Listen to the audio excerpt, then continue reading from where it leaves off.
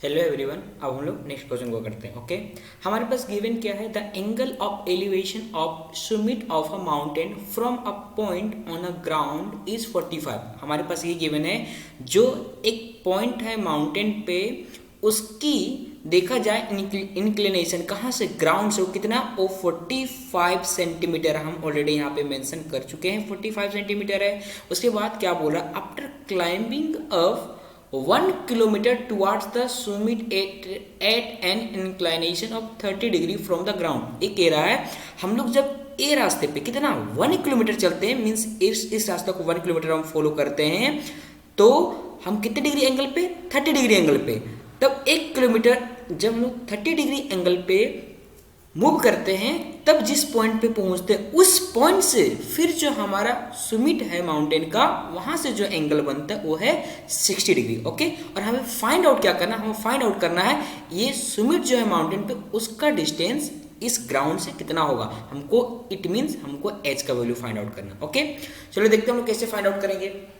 हम लोग क्या करते हैं, सबसे पहले ट्राइंगल ए बी सी को लेते हैं। किसको लेते हैं, in triangle A B C. Okay, in triangle A B C में क्या देखते हैं, हमारे पास एंगल भी कितना, एंगल भी है हमारे पास 45 डिग्री। तो हम लोग क्या लिख सकते हैं, tan 45 degree is equal to A C divide by B सी।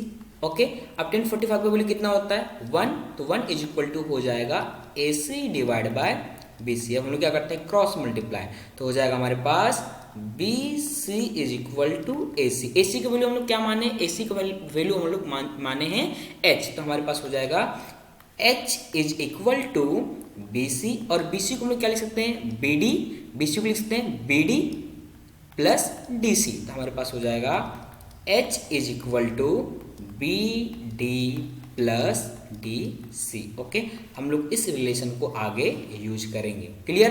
अब हम लोग क्या करते हैं, अब हम लोग पकड़ते हैं इस ट्राइंगल, कौन सा triangle, in triangle B O D, in triangle B O D.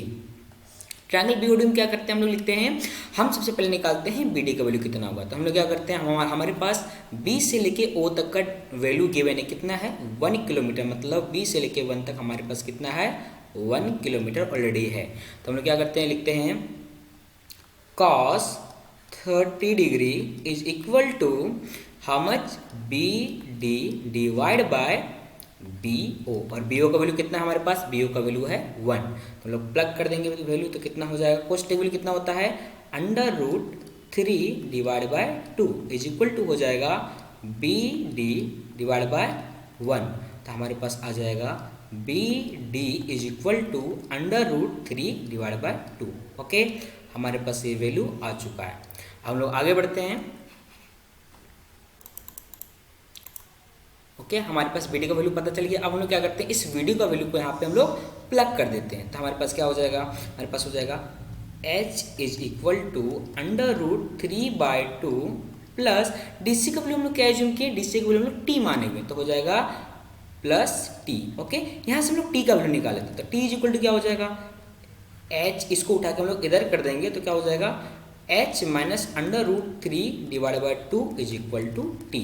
Okay, चलो अब हम लोग यहाँ पे क्या करते हैं, अब हम लोग इसी ट्राइंगल में बी ओ डी में, ट्राइंगल बी ओ डी में ओ डी का वैल्यू फाइंड करते हैं। ओ डी का वैल्यू कैसे फाइंड आउट करेंगे, हम लोग लिखते हैं साइन 30 इज इक्वल टू क्या हो जाएगा, sine 30 degree is equal to O D divide by B O. अब हम लोग वैल्यू प्लग कर देते हैं, साइन 30 वैल्यू 1/2 और ओ डी का वैल्यू फाइंड आउट करना है, बी ओ का वैल्यू 1। क्लियर। तो हमारे पास हो जाएगा O D is equal to 1/2।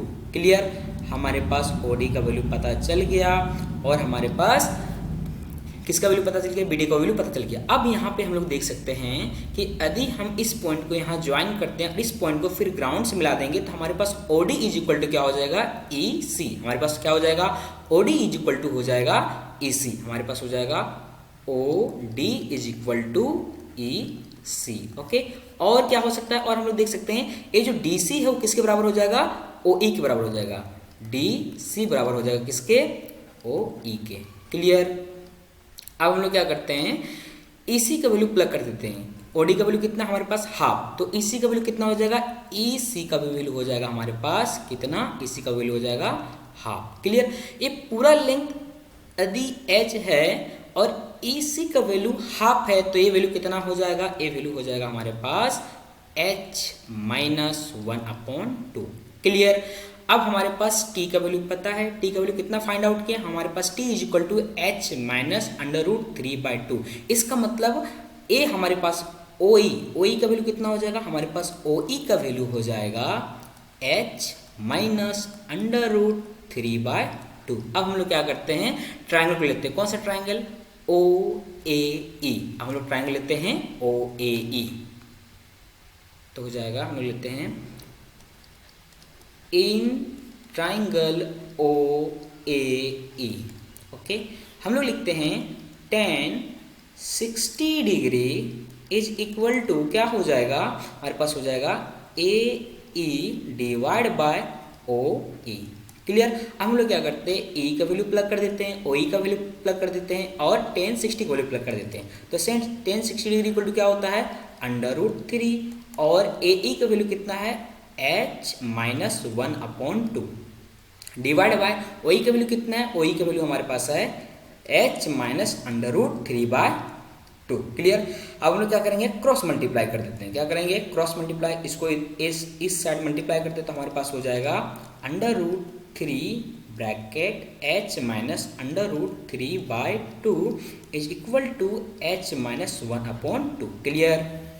अब हम लोग क्या करते हैं, इसको सिंप्लीफाई कर देते हैं। क्या हो जाएगा हमारे पास, इसके बाद हम लोग यहाँ पे आते हैं तो क्या हो जाएगा हमारे पास, √3h माइनस इस √3 इंटू √3 क्या बन जाएगा 3, तो हो जाएगा 3/2 is equal to h minus 1/2। अब हम लोग क्या करते हैं, इस h को उठा के इधर ले आते हैं और इस 3/2 को उठा के इधर ले जाते हैं, तो हमारे पास हो जाएगा √3h minus h is equal to minus 1/2 minus, ये माइनस में है तो इसको राइट हैंड साइड लेके चले जाएंगे तो हमारे पास बन जाएगा प्लस 3/2। क्लियर। हम लोग आगे बढ़ते हैं, इसको सिंप्लीफाई करते हैं फर्दर, तो हमारे पास हो जाएगा, यहाँ से h कॉमन निकाल देते हैं तो क्या हो जाएगा, √3 minus 1 into H is equal to हो जाएगा। जब इसको हम लोग सिंप्लीफाई करेंगे तो ये बन जाएगा हमारे पास 1,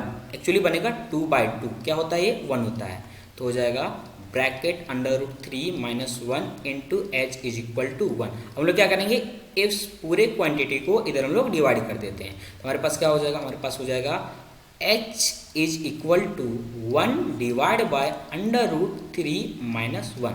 तो हमारे पास ये हो जाएगा h का फाइनल वैल्यू और हमें h का ही वैल्यू को फाइंड आउट करना था। ओके, हम लोग देखते हैं कौन सा ऑप्शन करेक्ट है। हमारे पास ऑप्शंस हैं, ऑप्शन नंबर ए, हमारा ऑप्शन नंबर ए करेक्ट हो गया। ओके, चलो बाय बाय।